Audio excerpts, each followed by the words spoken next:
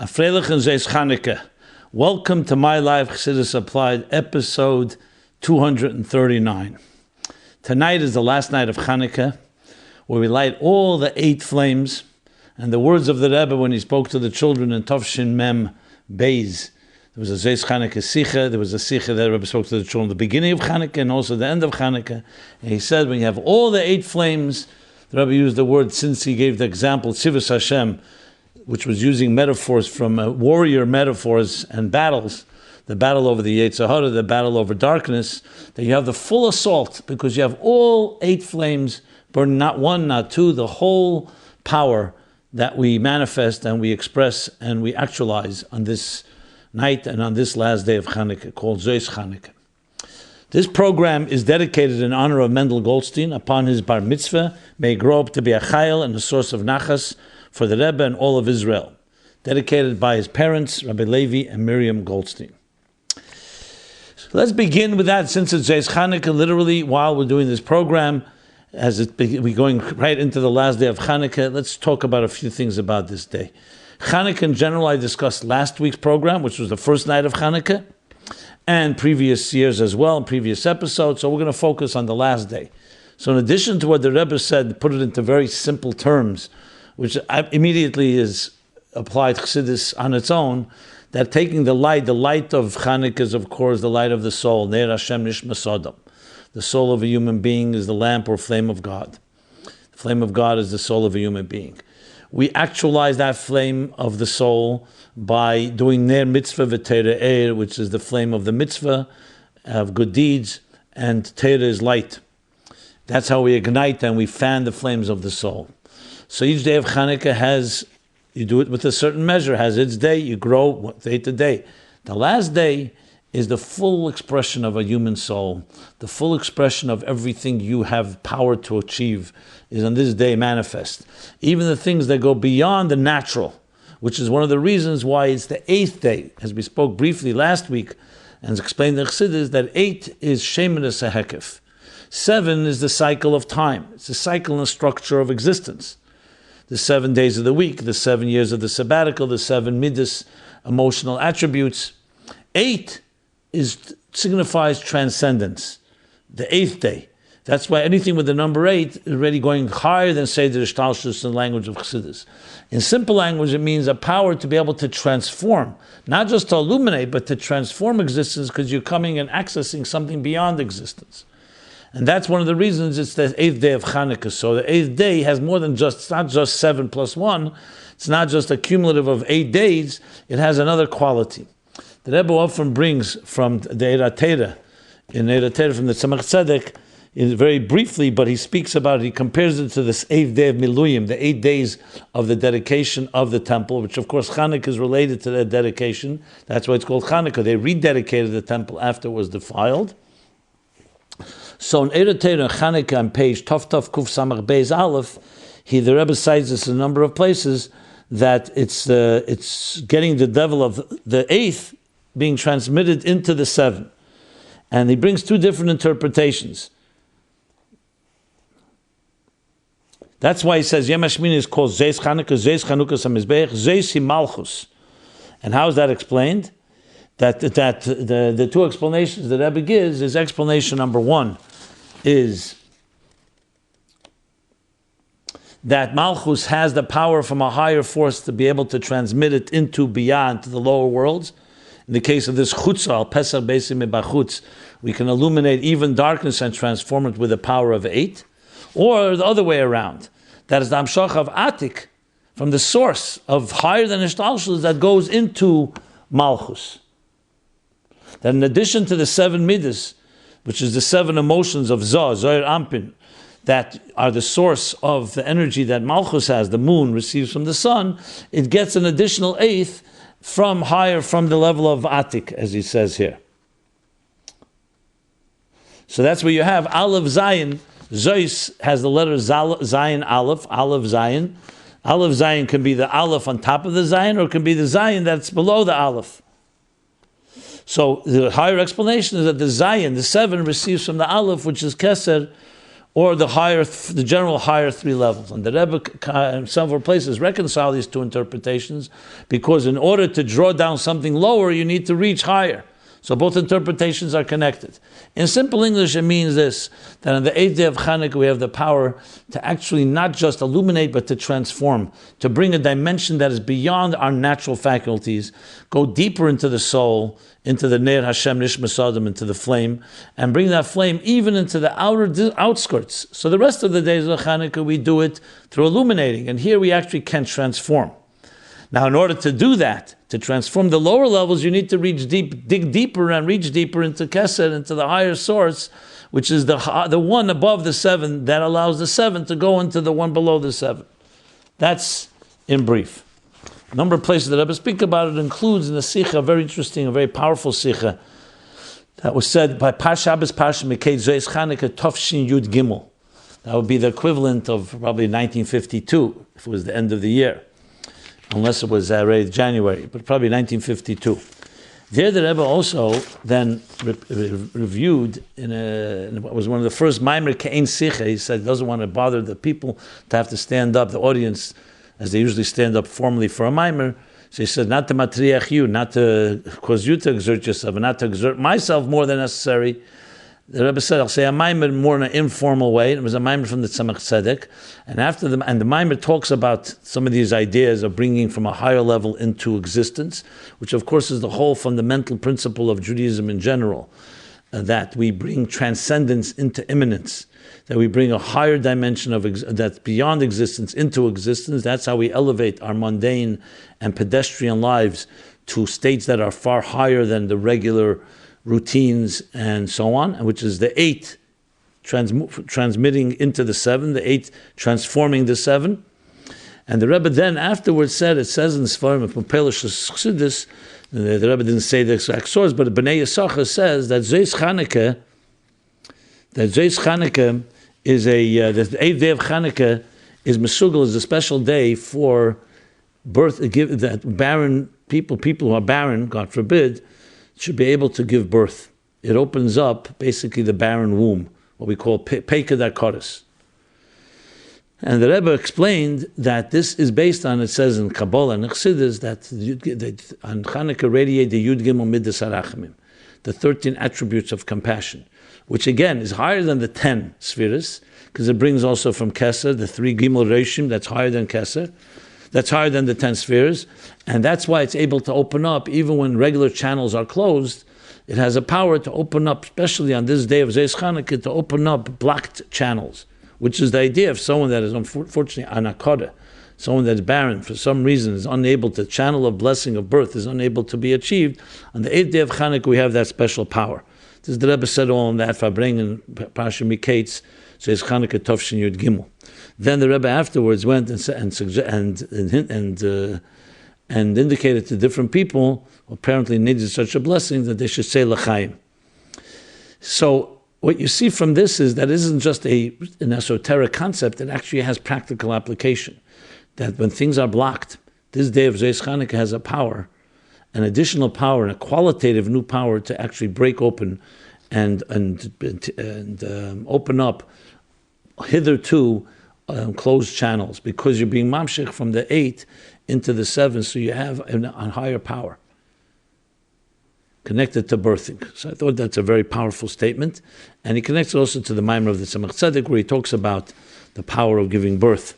Now, birth, of course, means something much broader than just actual birth, so this is a great opportunity to give a blessing to all those that need a blessing for children. Here's the Zeis Chanukah is a Yom Zgula for that. But as the Rebbe explains in different places, birthing is also the birth that we give to our students and to people who we inspire and have influence over. So it's also considered a birthing. Kol HaMelamed is Ben Chaver Torah, someone who teaches another wisdom, Torah, it's as if they gave birth to them. So Levonecha is also Talmidim. Children are also students.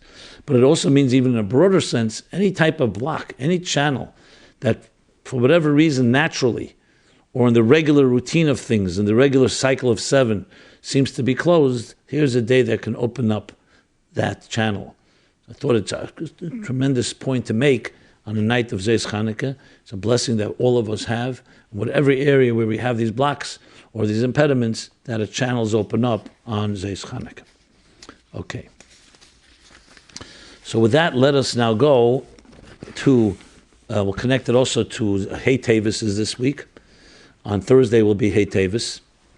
Hey Tavis is 32 years ago, was the psak that came out from the court, from the secular court, establishing the ownership of Agudas Chassidus Chabad over the Sfarim, something that we saw touch the Rebbe very deeply.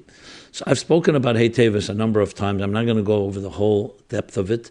I'll just say that connecting to what we're discussing here, to Chanukah, and of course it comes in proximity right after Chanukah, it too was like an open of a new channel. In a certain way, until that ruling was ruled, we did not have an established in the legal system of the physical world, the material world, a ratification and a vindication of the relationship between a Rebbe, his Sfarim, and Chassidim. As Judge Sifton spelled out in his ruling, that was what he wanted to establish. So very similar to Yutas Kislev, we say, why do we really care? The Alter Rebbe writes in a letter to Rabbi Levi Yitzchak Berditchev, the great thing that even the Sari HaMelucha, even the ministers, secular ministers, the non-Jewish ministers in the Tsar's government recognize the niflois, the wonders that happen. As the Rebbe explains, because that is the ultimate purpose of Torah, is transforming the world. It's not just for the Jews, it's not just within the holy circle of the inner sanctum of holiness, of Kedusha, but it's to transform, make a dira b'tachteinim. So when you have the world recognizing something, it is indicative of the emes, the truth of the divine, actually permeating even a world that may have been initially resistant, a hostile world to the divine. So it's not you need it, but it demonstrates and expresses the great power of Torah in general and of Chassidus particularly, which is similar to why it says that Parsha Matan Torah is dafka in the chapter called Yisrei. And as the Midrashim and the Zayar bring, because you needed Yisrei's acknowledgement before the Torah was given.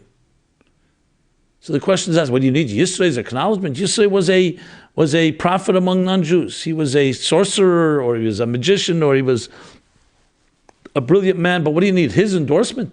God wants to give the Torah. The Jews had just suffered for 210 years in Egypt. But Yisrei represented, because he knew all the Chochmas Elam, all the wisdoms and all the different spiritual systems. When he said, God l'havayim mikol ha'elikim, your God, meaning the God that the Jews experienced, is greater than all the elikims, all the different deities that he was familiar with, that is an acknowledgement from within existence itself, Mineo Be'abba, from existence itself, you're able to acknowledge. And that has a tremendous power, because the credibility that creates, it shows that it's to say that someone that comes from a holy place recognizing the power of Torah is great. But to say that a world that initially may be hostile, and be not only hostile, but mamish menagid, aniva afsi eid, a world that says, I and nothing else, should acknowledge, ein eid milvade, that nothing but God, that is true transformation.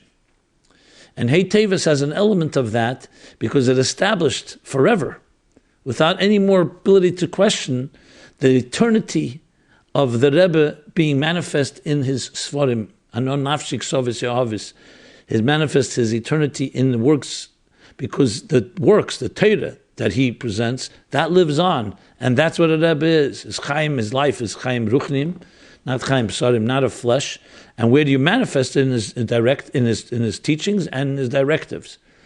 And that was established in a very powerful way, that it wasn't private property, and it wasn't a personal thing. It was a global thing, a universal thing for all people. Tzibur ein emes, that the global entity that the Rebbe represents, and Chassidus represents, lives on forever and ever. That was the demonstration, and we spoke about this in the previous years. This is a brief of it. So it has a similar concept to Chanukah, as I discussed last week. Ein b'tein le'elam, Chanukah is nitzchi. The Ramban says these are the flames that will never be extinguished. Why? Because they come from darkness. Anything that comes from darkness, the darkness itself is ratified now. So darkness is no longer a contradiction. On the contrary, it's an asset. It's the fuel that feeds the light. And finally, Parsha Vayigash Vayigash has a similar concept. We know that Yehuda and Yosef, they come together. Yehuda and Yosef. Yosef represents Torah. Yehuda represents Maisa. Talmud Gadol Shemei V'Ladei Maisa. That we have Talmud and we have Maisa.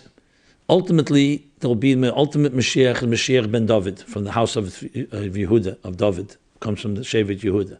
But before preceding that is a Mashiach ben Yosef. And it's very much based on this Parsha, where Yosef and Yehuda have a confrontation. But then as the Haftarah concludes, they ultimately, the Eitz Yosef and the Eitz Yehuda will come together and will understand, Va'avdi Nasi, David, Avdi Nasi Aleim Le'elam. That David will be, David from Beis Yehuda will be the ultimate king. But we have to go through first Talmud first.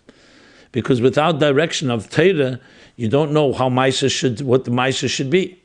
But Mashiach comes, it says Maisa Gadol. Why? Because the world itself will exude and tell us what is right and what is wrong. So the Rebbe asks a question in Chylek Chofei in the Sikha Vayigash. The Rebbe wrote with his handwriting the answer to this question. In addition to how the Sikha was prepared based on the Sikhas, the Rebbe added a very powerful paragraph. He asks the question. The Gemara says, Talmud Gadol Shemei V'Ladei Maisa, in resolving the question, which is greater, study or action? So you would think Maisa is Maisa or Ikar, action. Says the Gemara, no, Talmud Gadol Shemei V'Ladei Maisa. Why? Because Talmud Gadol has both. Talmud has both. It brings also to action. You study and action. Action you can just do without necessarily knowing. Then it says in Svarim, Medrash Shmuel, and other places, the Mashiach will come, Lasud Love, it'll be Maisa Gadol. The halacha will change. Obvious question. The logic remains. Talmud has both qualities, learning and action. Why would it be Maisa Gadol when Mashiach comes? And the Rebbe writes the following. I briefly summed it up, but I'll spell it out even further. Writes, why do we learn Torah? Because we don't naturally feel what is right and what is wrong. We don't. When you wake up in the morning, you feel you're hungry, you feel you're tired, you feel you have physical needs. Spiritual needs are harder to access. So we need a Torah to tell us, this is what you should do now, this is what you should do, what you shouldn't do, when you do it, how you do it, and so on. And the Rebbe brings there, a healthy person would never put his hand in fire, just like a healthy animal would not jump into fire. So how is it possible that a person would do something that transgresses God's will, which essentially causes damage to you because you're putting your hand or you're being in fire by doing something that's destructive to your machine, not aligning it to the way the architect of life wanted it to be done.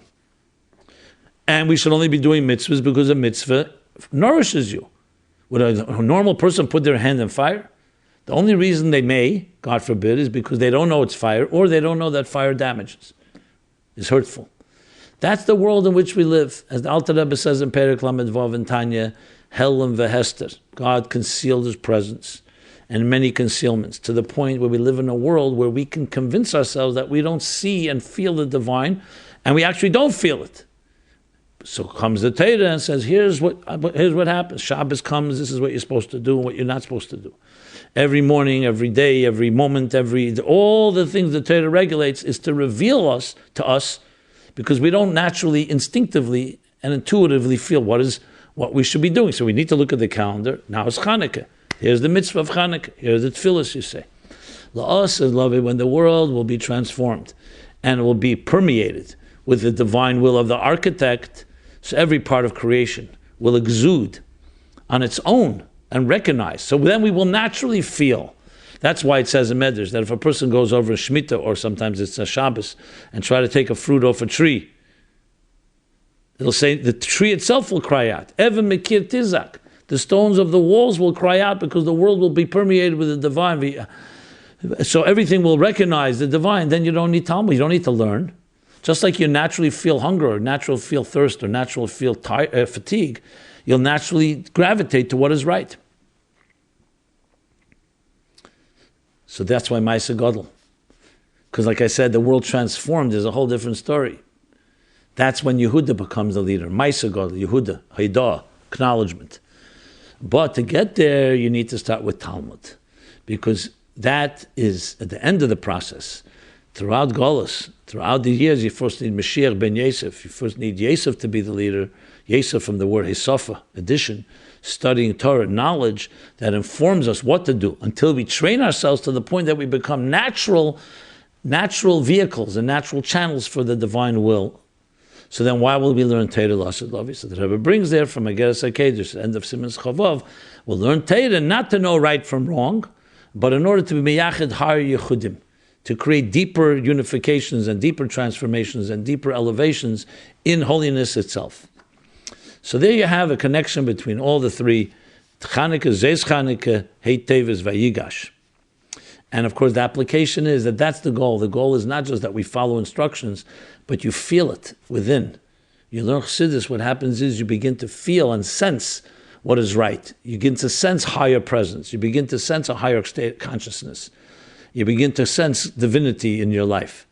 There is the concealment, but after all the years of work, we're told by the Rebbe that the world is more and more refined to the point where we can come to a point where we can actually naturally feel. And you see the world itself today, much more humanitarian, much more generous, virtuous, charitable, things that were unheard of once just a few hundred years ago, or even less.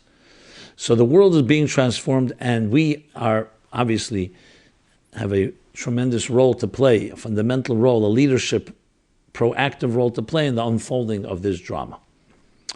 Okay, let me just give a few cross-references to these discussions. Episodes on Chanukah, Heit Teves, and Vayigash, episodes 49, 94, 144, 145, and 193. Now, let me just use this as an opportunity. These cross-references can be found. You go to meaningfullife.com/mylife.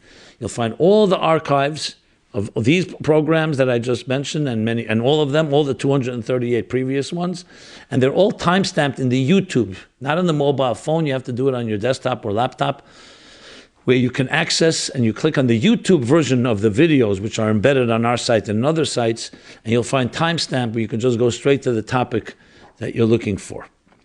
Okay, there you also can find the forum where you can submit any question anonymously, confidentially, and I keep thanking you for your questions. They continue to enlighten me, and hopefully I reciprocate and bring some light in return. And I see this as a joint effort. So anyone has any comments, feedback, insights, or thoughts that I did not mention, or thoughts that you see in Sichos and Maimorim, or just in general, that you feel is important, please submit it, and I'll be happy to read it. I really try to see this as a joint and mutually reciprocal effort. Okay. Now, the last few weeks we've been speaking about women rabbis. So, received a letter which I thought is worthwhile reading and addressing this important topic: women rabbis, role of women today. But specifically, are we doing all we can to empower women today? So I'm not even seeing this as a follow-up. I see this as a subject of its own. I actually was surprised when I started looking at how many times I've discussed this in the past. It's quite a few episodes. I'll mention them after I finish the points here. So let me read this note. And it's a topic that is vital because it affects all of us, not just women. It affects men, it affects the children, it affects life in so many ways, because women are the Keres Habayis, the foundation of our homes, in many ways the foundations of our communities. And when God created the human being, Zachar Nekeva Baraisa, male, female. So it's very clearly two halves of one divine unity. So here's the question.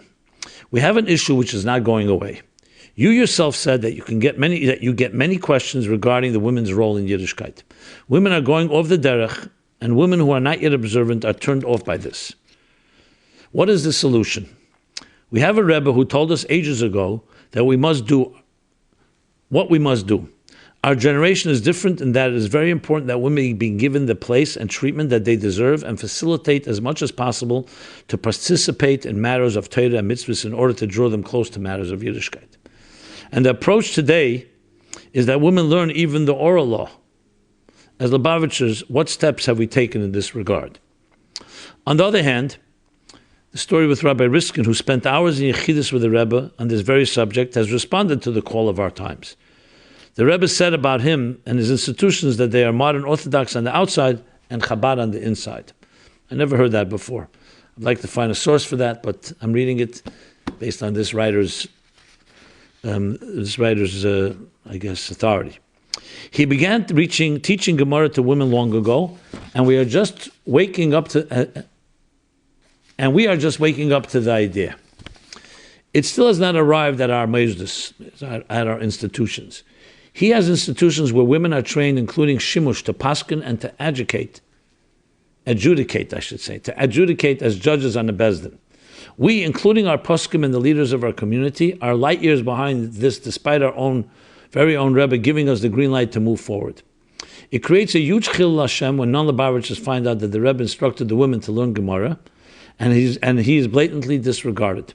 One woman refused to believe the Rebbe said this, and she countered, how can you call him a Rebbe and they don't teach it in the Chabad institution that she is familiar with? Unfortunately, we have assimilated into the Haredi world in this regard. I'm trying to figure out what you meant when you said last week that women have a dominant role, and it has to be with Kol Kfuda, Bas Melech Prima, which means the glory of the princess is internal. But we do not have to bend over backwards. That's the quote from me. I realize that you are concerned about pirza. Pirza means making a break, trying to break something that is there's a Torah a certain way, a certain standard, and pirza would be breaking the standard.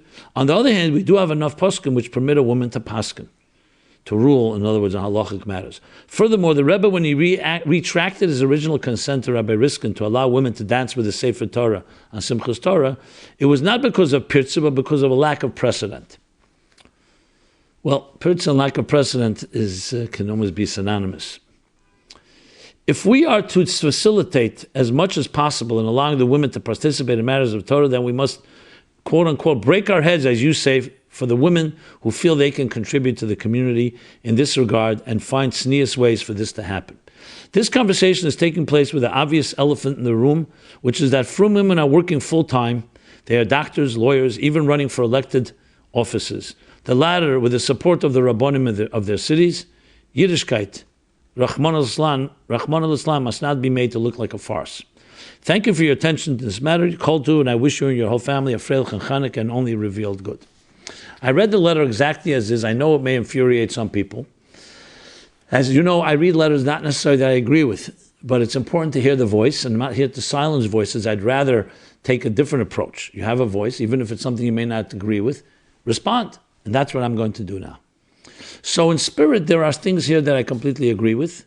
There's some technical things that I do not find in the Rebbe's words, so I'm not sure where this idea of women paskining halachas or shilas, let me just address that immediately, comes from the Rebbe. The Rebbe was very careful in this regard. So let me just spell out how I understand it briefly. As I said, I've talked about it in previous. I absolutely, and not just me, I absolutely believe that the Rebbe himself initiated, in the early 50s, initiated that women should be leaders of the community, but in a Torah way, in a halachic way, in a tzniyadik way, in a chassidic way. He established Nesheyu B'nai Chabad, the Lubavitch Women's Organization, which really, as I think the Rebbe referred to, is really for all women in the world, all Jewish women in the world. You don't do that unless you're empowering women. If it's just a woman should remain home and just take care of the children, you don't establish an organization which is about teaching other women, reaching out, influencing. Every shliach, every emissary and ambassador of the Rebbe would always refer to that person's spouse as your partner, equal partner. And that's how it's established. Rabbi and Mrs. So-and-so, directors of Chabad here and here. And the Rebbe would ask, what are you doing? And you see the activities, the initiatives some were male-oriented, for example, putting on film, but some are female-oriented. The 3 particular campaigns of lighting candles, of kashrut, and of kosher, and of taras mishpacha, family purity. And then, of course, the main emphasis of the Rebbe on the 6 mitzvahs that are not bound by time, that including faith, love of God, love of others, and so on. The learning of Torah and Chassidus, as you mentioned. And I went over this in previous episodes. I'm going to soon give you references at length. Famous sichos of the Rebbe about women learning Torah today, how it has changed. Even the most charedim, there's schools today for girls, even in the most charedicious communities. And essentially that it's vital, not just for the women for their own dignity, because of the challenges we face today, and women are looking around to see other women, they will feel suppressed. That's a minimal reason. The main reason is because women actually do have leadership power. And we're not living in the shtetl where there was different type of guidelines and different type of environment. And additionally, the power of the feminine energy, which is in the Kevet to save of Government, is a Mashiach-dik energy, a Gula-dik energy. So it's obvious as we go toward the Gula, which is so much part of the spreading of Torah and Chassidus, to lead us into the redemption, that women take an active and leadership role. However, you want to make sure that this is not because we're satisfying women who are clamoring for equality or attention. They may have good arguments, but we're not here to placate someone or to patronize. And we're not here to just answer to someone who's demanding something. We have a Torah is nitzchis, eternal Torah. So here's where you have to not cross the line. Just because some women, some people feel that I have to have this in this position, or that's the only way I will feel respected because I'll be an equal to a man, that's not the criteria. Just like a man can't come and say, hey, we live in a new world and I want to have certain rights that the Torah hasn't given me until now. It doesn't work that way. There's a God who gave us a Torah. The Torah is definitely very vast and has many ways to apply it, and different generations, different times, there are different challenges. So that's why it's so vital to have a Rebbe who tells us where yeah, where not. Not everything goes just because in the name of feminine leadership. But this is not, God forbid, I'm not in any way suggesting someone will say, okay, so what you're really saying is you're packaging a nice term, but you're still putting us into a box, women, that is, and limiting it. No, absolutely not. I'm just suggesting that we have to know how to do this the right way. So openness is not liberalism. We're not talking about being lenient with Torah guidelines, God forbid. We're talking on the contrary. Take the Torah and using the opportunities today that women have and create strong movements. Today you have societies of women that are powerhouses, cultivating talent, studying together, praying together, inspiring others. By all means, we need it today because women have such an impact on society. And we have to empower women. Once upon a time, you lived in a shtetl, everyone was Yiras Shamayim, and it wasn't necessary because we weren't living in dark times where you needed so much outreach and inspiration reaching the larger world. The cities. So then the roles were far more limited, both the men's role and the women's role. You also didn't find men just going and traveling and becoming shluchim in other parts of the world. So everybody lived in that community. I'm not going to go into the whole. I don't want to over-elaborate on this. But if you study, you'll understand and see, yes, that there is a tremendous role. We have to, and I will absolutely acknowledge that we're not doing enough to empower the women of our day and our time. We do have to put our heads together and figure out ways. But not just doing whatever seems fitting or whatever some people feel is appropriate. We have Torah for this, and we have guidelines, and we have directives. The things that Rebbe said, Befeders, the things that Gedei Yisrael embraced, absolutely. Something that comes up that someone says, maybe we should do, maybe we shouldn't do, this is where we get into pirza and an unprecedented, that even though there may be an idea to empower women, but you don't want to do something that suddenly creates a new precedent, and then you have to deal with that, and then someone says, okay, let's do something else. So even though that may be permitted in those circumstances, but then you open up a Pandora's box as well. So the key here is to recognize, and I think this is the key. It's not just that women have opportunities, but the respect that I will absolutely state for the record that women have been mistreated, have been placed as second-class citizens, including in the religious world. But that's not based on Torah. That's based on male hierarchies. We have to get it back to the place in the Torah that said God created the man and woman in the divine image, Zochar Nekeva Baraisam. They each have their roles. They have many overlapping roles. They both have that dignity. And when people have that dignity, then you find which is the way that was the right Torah way for that person to do it. So it's not the job you give them that makes them equal, it's the respect you give them to live up to their potential and their great destiny and mission in this world. That's my thoughts on this. As far as cross-referencing, let me tell you, here's a bunch of episodes. If you really want to hear my entire picture on it, I by no means covered it all here exhaustively, so I refer you to episodes 11, 47, 48, 65, 67, 99, 106, 127, 131, 146 and 147, 183, 186, and 188. In addition to the last episodes of 236 and 238. This just alone tells you how many questions came in on the topic and how important of an issue it is, and that's why I do not hesitate to address it further, and by all means invite and welcome your comments. On a practical note, I would encourage anyone, I'm talking about women, and men as well, who have an influence on women, either their spouses, their daughters, family members, and so on. We have to find ways to give women the ability to channel their talents and their skills. There's so many ways to do this today. Technology allows tremendous ways to do it, actually in even more tzniyazdika ways than in the past. In the past, you had to actually be there present. Today you can write, you can design, you can, through music, through art, so many different ways that you can do it in a way that's very modest and very, very consistent with all the laws of dignity that the Torah expects of us. And for that matter, we have to do the same for men. I find, if you really ask me the question, I would also go the reverse. Is everything being done to empower men? But that deserves a bracha la'atzmei. It's another discussion, but it also deserves as much discussion as well, because that there's much to be desired where that stands. Okay. Since we're talking about potential and capabilities, so this leads us into the next question. How does someone know what he's capable of? And here's how the questioner put it. You often cite the Medrash, Eini mevakesh el lefikechem. You is referring to me. Which is the Medrash that says that God said to Moses, to Moshe Rabbeinu, I only ask them that which they're capable of doing. I cite it so often because the Rebbe cited it so often, because this was a fundamental principle that if something is asked of you, requested, or commanded, you have the power to do it.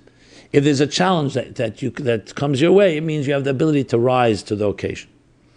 So the questioner asks, how does someone know what he's capable of? I have a Yetzer Hara, past experiences, etc. I don't know if I'm too relaxed or this is the best I can do. And doesn't Kabbalah soil mean that you follow the letter of the law regardless of whether you have koiches? Kabbalah soil means you just follow, you accept the yoke, and you do it, you follow exactly what you're told, regardless whether you have the abilities. Thank you. Okay. Very practical question. So let's first of all say this. As I just stated, how do you know what you're capable of? If it's something that you're asked to do by the Torah or commanded to do, it means you're capable. So that's the first thing. Because the Torah and God specifically would not ask you to do something you're not capable of doing. So that's the first way we know. Now, there are things that we're asked, that we're commanded to do. There are things that are optional. But since it's optional, it also means you're capable of doing it. It means because it wouldn't be even made as a suggestion, whether it's lefnim sadin, beyond the letter of the law, whether it's going a little further of your comfort zone. So you'll open up Attaining in chapter 15, he talks about going out of our comfort zone, going beyond our regilas, our natural routines. If that's expected of us to be called avodah, that means we're capable of it. So anything that is coming from a pure source, a Torah source, Torah authority, someone that's representing that, a Rebbe, and saying, be a shliach, a shlucha, it means you're capable. That's, to me, the first indicator. Now, there are other indicators as well. Other indicators are, very often, we don't know exactly what we're capable of. Sometimes it happens, there are no accidents, but sometimes it happens unplanned. You're suddenly left to do a job that you didn't think you could do, you end up doing it, not bad. So you have to sometimes follow your instincts. People have a sense. Some people know they have a musical inclination. Some people are artistic. Some are writers. Some are people. Some are organizers. Some are very good at strategy. Others are good at execution. So there are many ways to look inside yourself and say, here are things that I've been blessed with. Am I actualizing it? And then there's, of course, the mentor, mashpia seilach rav. Going to someone that knows you well, that you trust, and asking them, what do you think I can do that I'm not doing? What do you think I'm capable of? This is what good educators, good teachers, mentors, even parents, sometimes friends, that can help you along. Sometimes we can be blinded, either blinded by not seeing something we have a strength, or sometimes blinded the other way around. We think we can do something we're not that great at, which is perfectly fine. Every one of us has tremendous capabilities. Will we discover in our lifetime everything we're capable of? Halavai. I can't say that's the case, because I'm sure there's so much potential a person has that there's always more. So But that doesn't mean there isn't much more that you could actually actualize right now. Ask yourself that question. Here we're coming from Chanukah, last day of Chanukah. The neshama is now full blast, fully alive. All 8 flames are burning of your soul. So the flame is at its highest. Ask yourself, is your flame, is your neshama giving off the light, as much light that it could give off? Is it warming as much as it could warm? Is it as restless in a healthy way as it should be? There's so many questions you could ask, and if you're focused on really fulfilling your calling, these questions will lead you to say, okay, let me try. And that brings me to the final point, which is experiment. Do something and see. And then you suddenly realize, you know what? I can do this. Hook up with others that do it. That's what we learn. We incubate. We learn from the better ones, from the best. And that's from people who are more senior, more veteran in the area that you have interest in. The key is not to sit on your laurels. The key is not to sit on the sidelines, but to make a move.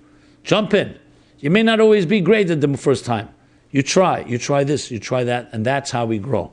Fear is our great enemy. The fear of failure, the fear of being mocked, the fear of your own inner self-consciousness, or whatever it may be.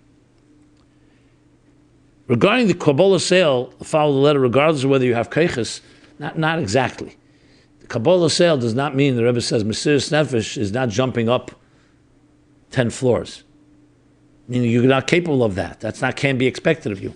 Kabbalah sale means that even if you're not in the mood, or even if you don't see yourself having the ability, you do it anyway, and then you discover you have the ability. Kabbalah sale doesn't mean that you do something you don't have an ability to do. It means you have the ability, you just don't know yet. Or you don't have the confidence. So Kabbalah sale pushes it through. You could argue that Kabbalah sale maybe opens up new channels as well.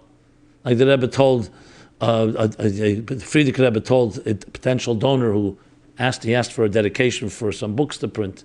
And he said, I don't have the money. So the Friedrich Rebbe said, if you make a achlota, the Eibishter will open up tzneidus, new channels.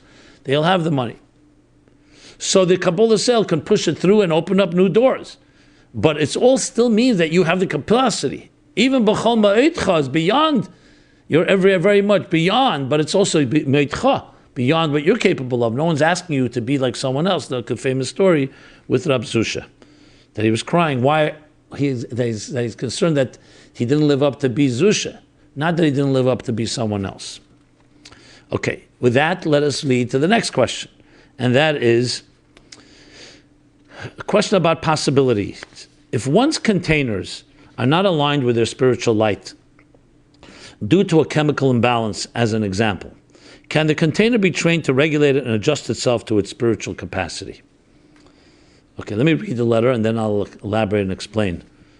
Can a container regulate itself through training and education to receive right amount of light and channeling to be rewired anew in a human being? What do the Kabbalah and Chassidic thoughts say about this? If the container from a biological point of view has chemical imbalance, and neurons have this pattern of receiving too much light, so the whole system breaks down eventually. Or will it be necessary with pharmaceutics in order to not widen the container and the receiving too much too soon for the rest of one's life? And that would be the healthy approach that is supporting a mystical and spiritual journey. How much self-knowledge and study, mystical experiences and learning would it take to be healed from such a biological condition, where matter is not adjusting to where matter is not adjusting to the spiritual capacity? Is that even possible, that self-knowledge can actually solve the issue of a difficulty with the container? I'm curious about this, but it is understandably, if you don't have the time or opportunity to answer such a complex question. I'm not even sure if it is healthy to get an answer on this matter, because it may require more of a person than it is possible to handle. Kind regards. Okay, the question for some may be a little confusing, the way it was written, but let me just sum it up as I understand it. The fact of the matter is, all of us have energy in containers, what we call in Chassidus and Kabbalah, Eir and Keli. To put it in simple terms, energies are our energy, our passion, our excitement, our aspirations, our dreams. Containers is containing it and grounding it in a way that you can actually accomplish it. When a person has a proper balance, so then there's a healthy type of dance structure, Rotzeh and Shuv. Tension, resolution. What happens if a person has a lot of energy, a hyper state, a manic state? but they don't have the containers to contain it. So that can cause problems. The other extreme is also possible. A person has very low energy and there's a lot of containers. But this person is referring to that and he's asking, is it possible to do training or do you need to find medication? So here we have to address this in a comprehensive way. If a doctor indeed, and the Torah says go to a doctor, indeed diagnoses bipolar or other chemical imbalances, medication is sometimes necessary, or maybe always necessary. Medication is nothing to be ashamed of because in this case the medication may create more of a chemical balance. That doesn't mean there aren't things we can also do through study, through prayer, through disciplines. But to suggest that a person can just control themselves and their own chemical structure and chemical imbalances is somewhat delusional. And you have to accept that. I don't like to use that word, but I'm being very blunt and straightforward about it. It's case by case. Any good type of therapeutic environment, any type of spiritual instruction would always include both. Would say, okay, if you need medication, take what you need to keep a certain balance, but then come up with a regimen and a plan how we get the Eris and Kalim working together. Now, I hope I understood well the question, and I'm trying to provide the answer. So the answer is, we do whatever it takes. Just like a person has a headache, you don't just will it away. Sometimes you need, if it's an unbearable headache, you may need aspirin. You may need an Advil, a Tylenol, whatever. Now, if you can will it away, if you have that ability, God bless you. So there are times we actually need support, just like healing. Healing does not, a doctor does not heal you. Medication does not heal you. It facilitates the healing process within the system. Speeds it up, gets rid of infections or impediments. So we have to do whatever it takes to allow that balance to take place. So I would not say, can a container regulate itself through training and education?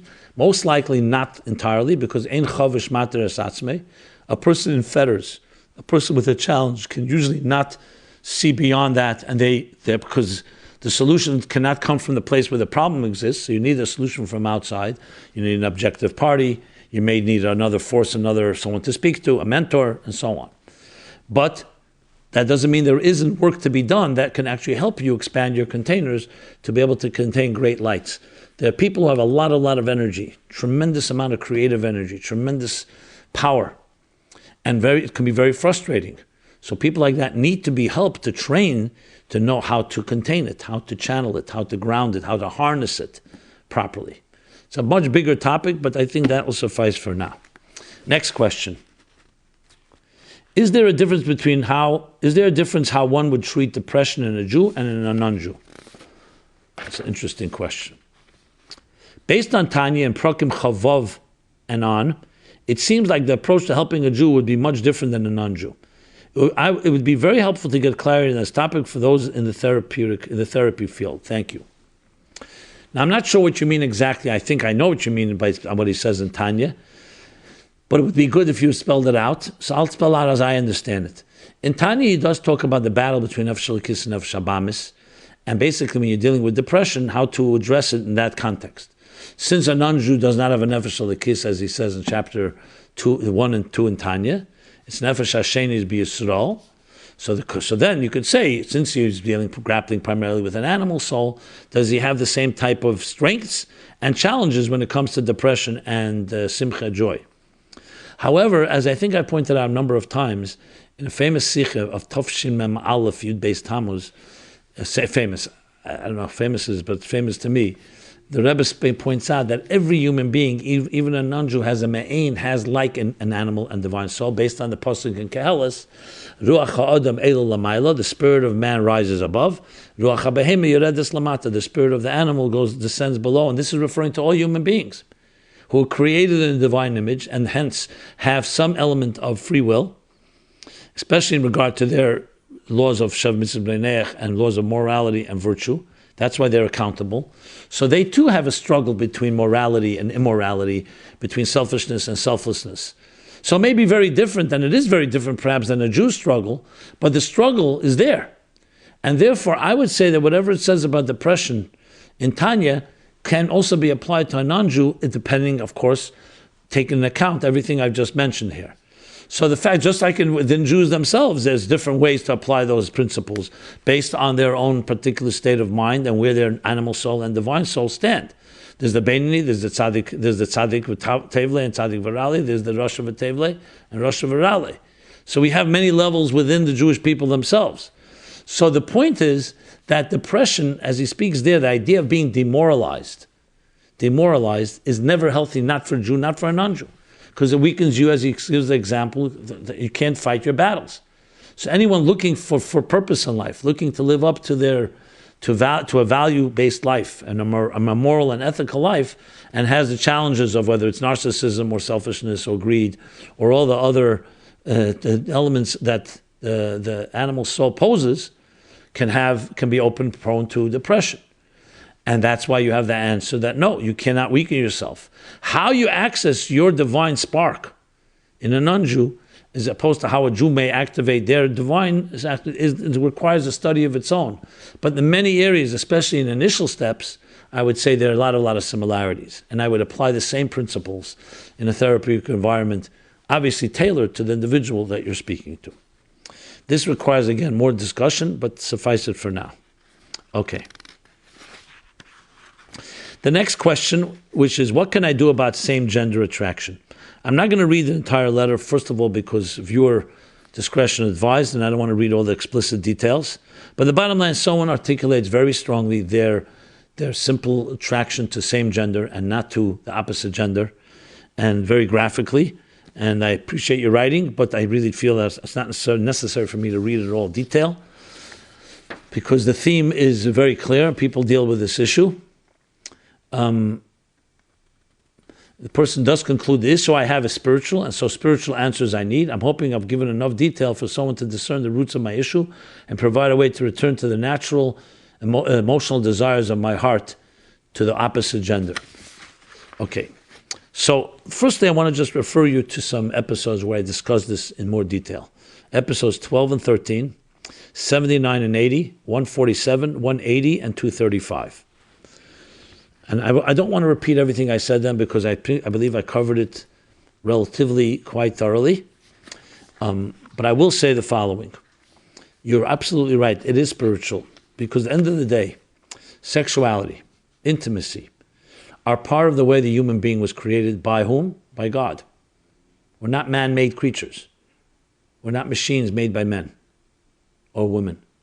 We're divinely created, and sexuality is a part of that creation, and it's part of the mystery. So where do you want to find out about your sexuality most? In comic books, on television, in serious books, movies, film, other people, parents? It's all going to give you a certain man-made version of it. The best place to understand sexuality is going back to the source code, to the creator, to the first cause that put it in place in the first place. Find out what sexuality is according to the Torah. So you'll say, where can I look? The best place I can refer you to is read my chapter on intimacy in Torah Meaningful Life. It distills and sums up the Torah view on intimacy, which is the real name in Torah for sexuality. So, and there are many other books. There's Lamb's book, the Jewish Way in Love and Marriage, and there are other books that talk about this topic. So the first thing I would recommend to anyone is get information. What is sexuality according to God? Because that's the closest to the purest form of sexuality we will ever reach. That's not distorted by social factors, by life experiences, by distortions, by being violated, by molestation, by rape, etc., or other reactions that people have, whatever reason they decide that they want to pursue certain sexual desires and pleasures. Those are all human beings' efforts. Find out what is sexuality in its purest form. It's in its quintessential model. And then begin to try to align yourself to what that standard is. Like anything in life. Someone say, I have a kruma cup. I think of things and I distort things. Or I'm told that I distort things. Most people won't necessarily recognize it. So what's the way to learn? You go to someone that has a gleicha cup, that has that thing straight. Someone plays music. You listen to the masters and you see how they play. You always go to the perfect standard, or as close to perfect standard, even in human interactions. You learn business. You learn from someone that does it better than you. You learn the ropes. You learn the tricks of the trade. The same thing here. Here even more so. You want to learn what it is, sexuality. And what does it mean to me before we start saying I have an urge for this, or an inclination for this, or attraction for this, or that for that? That does not negate where you are, but you want to be more informed and learn more about the entire topic. And I referred you to the other episode. So that's my general first step approach. Then find someone to talk to who understands the Torah approach. And then you have to figure out how to create a guidelines, basically a game plan for your life to live up to your potential, your great potential, your great potential of your sexuality, whether it's a man or a woman, and all the challenges we may face. You want to always have the healthy model to work with, instead of starting off with a model that may be flawed in the first place. Okay.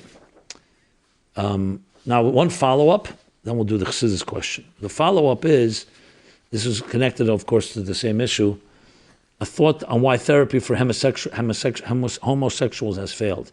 In episode 235, I spoke about the topic. So someone writing up, as a follow-up, writes the following. Dear Rabbi Jacobson, just a thought on perhaps why, quote-unquote, conversion therapy for homosexuals has largely been a failure. Traditionally, therapy to convert homosexuals into heterosexuals has completely focused on getting rid of same-gender attraction. In other words, it has focused all on a person's energy and attention on the negative thing that they're trying to change or get away from. This is Heper derech Chassidus. This is opposite of the way of Chassidus, or at least the Aveda of Der Ashvi, or at least the work of the seventh generation, where we are taught to focus all our energy on the positive qualities or achievements that we are striving for, instead of the negative. Getting away from the negative to focus on the positive. I submit that conversion therapy could be more effective if instead of trying to get rid of same-gender attraction, which is ultimately just a taiva, a desire that a person may never fully stop feeling, they instead focus the therapy on building the ability to have a healthy, loving, and intimate heterosexual relationship, which is the positive goal. Once they are able to do that, homosexual taivas, desires, take on the same context as any other asur taiva, any other forbidden desire, and doesn't seem so innately a part of who a person is, quote unquote. Okay, thank you for that comment. Well, yeah, there's much to say on that. It's also a good point, more than a good point, and I'm sure have more opportunity to elaborate on this. We now go, as the custom is, before we conclude with the essays, we go to the Chassidus question of the week. So every week we take a question on Chassidus itself, even though all of this is Chassidus applied, but a question in a mimer or in a concept and so on. So here's the question around trust versus action connected to these week's Parshas. So these week's Parshas we talk about Yosef and his brothers. And of course, at the end of Parsha Vayigash, we hear how Yosef was sold into slavery, ends up in prison for not 10 years, but 12 years. The end of the Parsha Vayigash concludes, V'lei Zochar, the Sara Mashkim, the minister of drink, who was with him in prison, and who Yosef interpreted his dreams, he doesn't remember him once he comes out of prison. He doesn't remember him, Vayishkacheyu, and he forgets him. Forgets Joseph. Even though he had promised him that when I come out, I will remind Pharaoh of you. Until the next Parsha, Vayhi Meketz Shnasayim Shana, 2 more years pass, at the end of 2 years, Pare has a cholam, has a series of dreams, and that's when the Sara Mashkim remembers, and that's when he comes out of prison. Says Rashi right at the end, by Yosef, about that what happened here. So it said, because Yosef depended on the minister of drink, on the Sara Mashkim, and did not rely on God, that's why he was punished to stay 2 more years in prison. So here's what this person is asking. Dear Rabbi Jacobson, on Shabbos we were talking about Yosef and how he made a mistake by telling the butler to mention him to Pare, because he should have just trusted Hashem. The question I have is, what can we learn from this? Aren't we supposed to make a vessel to get the blessings, or just sit back and trust Hashem? Great question. But Chassidus has an answer. So let's start with the first place is a mimer from the Alter Rebbe, but the Barichas is in Teres Chaim, Parsha Vayechi, and the Pasuk Ben Peres Yosef, chapter 13, that the Mittler Rebbe discusses this. And in later Maimorim, we have the mimer V'lei Zochar Tov Reish Ayin Zayin, from the Rebbe Rashab, and Tov Reish Peiches from the Friedrich Rebbe. Very powerful, actually relatively short Maimorim. Briefly, what they say is ask exactly this question. And they bring the different commentaries. They even say there's a shibur, some of the commentaries suggesting that he did not rely on Hashem. But it's not true. In the Medrash, where Rashi takes it from, it says he relied on Hashem. So what was the problem? The problem was that he also relied on the Sara Mashkin because he was looking for how is God going to save him in a natural way? What are the sibus that God will use? We see by Yaakov, for example, he prayed to God, but he also looked to find b'derech hateva. We have to always find ways that we can do to make a keli for God's response to us. So then the question only magnifies, why would Yosef be punished for this? He made a keli. The Sara Mashkim, he saw an opportunity that Sara Mashkim should remind him, and he asked him to speak to Pari for him, and he depended on it. Not in negating God, but that's how God was working through this butler, through the what did I want to say? I want to say the bar attendant, Sara Mashkin, minister of drink. Okay. So this question is asked. So they bring the Bechai who says that Yosef absolutely trusted in God. And the problem is that he shouldn't have necessarily trusted on this butler. He shouldn't have even relied on that. But then they ask the question, Chavas Halavavas, it says that looking for Sibis is very much part of the Aveda. I just mentioned Yaakov, even by Tzaddikim. And the answer the Maimorim give, which is essentially one Nekuda, even though there are different variations of it, is that it's true for Tzaddikim, regular Tzaddikim, yeah, but there are Tzaddikim, like Yosef, that come from such a high level that even relying on a Sibba was already somewhat of a compromise. That's the bottom line. The Rebbe actually has a letter about this as well, from Beis Kislev Tafshin Zayin. It's printed in the Kutei Sichos Chelik Tezvav, volume 15, page 486 and 47, and Igros Kedesh, the Rebbe's letters, volume 2, page Kuf Pei Aleph, 180, 181. And the Rebbe brings these Maimorim that I mentioned, and about the Levushim, but he brings also this point that the Yosef was on this higher level, and therefore he should not have thought that there's anything that he's missing. Yaakov thought Shema Yigrim Achet, maybe the sins caused me not to merit the blessings. But Yosef did not have any of that. Yosef should not have had any type of issue due to the level of his neshama, that he, as opposed to the forefathers, he was not a shepherd. I mean, he began as a shepherd, but later went into Mitzrayim and lived in Mitzrayim, and he was able to serve God even with all the hoo-ha and all the distractions of the marketplace and Eretz Haaretz of the decadent and depraved country. He was able to maintain it, so a person like him should not have needed even that type of keli, which is the Sara Mashkim. Okay. What does it mean for us, however? That's the question. What does it mean for us? So the Rebbe once told the story a number of times that God blesses in everything you do. That means you have to make a keli. But making a keli has many levels. The Baal Shem Tov, the story goes, as the Rebbe tells it, needed something. He once went out, knocked on a window of the person that he wanted it from, and walked away. His Talmidim asked him, if you need it, why don't you wait? And Mamonashach, if you're waiting for God to answer, why'd you knock in the first place? Well, knock and not wait. So he said, I made my keli. Now for the Baal Shem Tov, that's enough keli. For others, have to wait. So the lesson from Yosef is that we have to know that, says Chassidus, even when you make a keli, this is in Sagalechas Mitzera and Derech Mitzosecha and other places, it's not your keli that's doing it. It's God, for whatever mysterious way, and there's a profundity to it that Tzemach Tzedek writes, wants you to make a levush. So the bracha should come through the levush. So sometimes we can say to ourselves, you know what? The levush does matter. It's obviously God sends the blessing. Birchas Hashem hi tashir. It's the blessing of God that makes us wealthy. But the keli also has value. My intelligence, or my planning, or my ingenuity. This comes a story with Yosef to show us that sometimes you have to know that there's no keli at all. And people on that level, even a drop, relying on that is already some type of weakness. So obviously we can't do it like Yosef or the Baal Shem Tov. But we know that when we do make a keli, it has to be with the same attitude that the keli is not the key here. It's God's blessing that's the key. And then each of us can aspire to the level of Yosef, Lefiyerech, relative to each one of us. We have it, Bedakus, where sometimes we rely too much, like Mishtrek Shalei Lishma. Some people do create, and they become very consumed with the keli that they're creating. And as the Chassidus explains, that's a mistake. That's wrong to do. But you learn from this how you have to constantly climb and realize that's the bracha of the Eibishter that works through all these levushim. And there are people actually that even the levush is something they shouldn't even have looked at, which was what Yosef did, and that's why he had 2 extra years to teach us this lesson. Okay, now let us go to the essays, 3 essays. First is Peripheral or Primary, 2 Paradigms for Life by Yossi Grossbaum, age 38, Folsom, California. Chabad Folsom, Executive Director. I believe he was a second place winner a few years ago.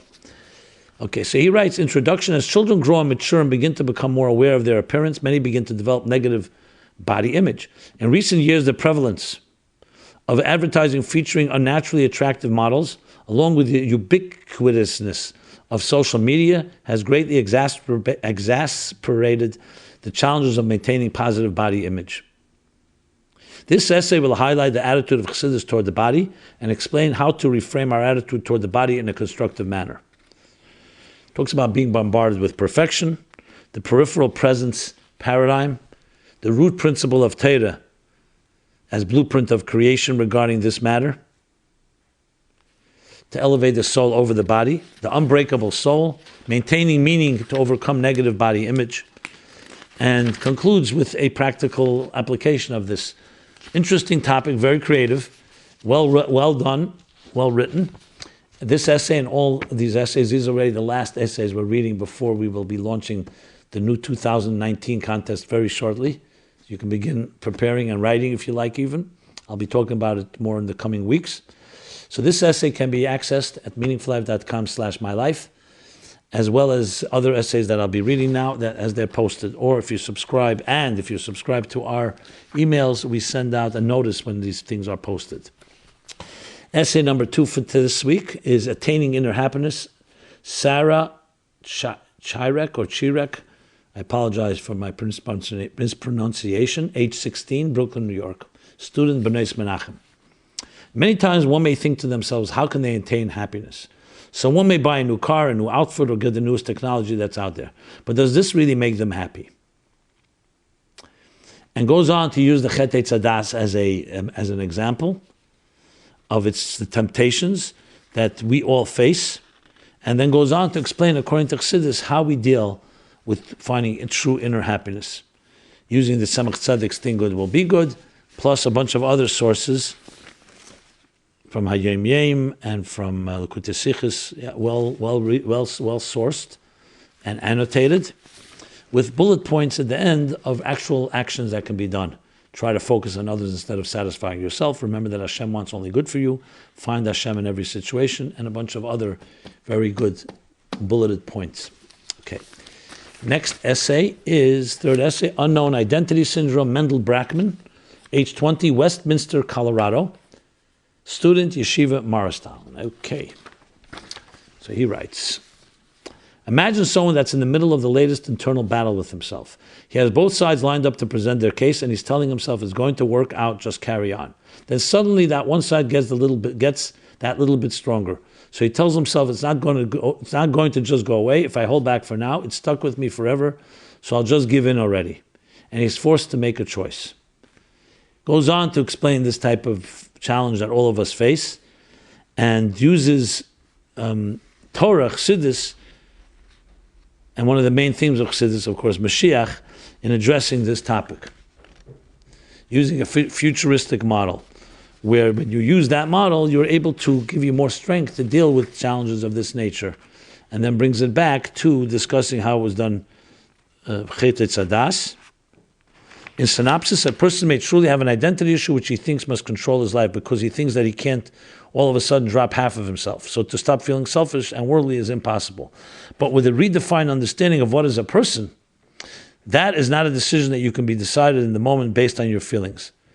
And that's why you need to bring God into the picture, or the way Chassidus explains the neshama inside of you, and how you have many reasons to be happy serving God. Okay, so with that we conclude the essays. We conclude this episode. Everyone, a Freilich and Chanukah, Freilich and Zeis Chanukah.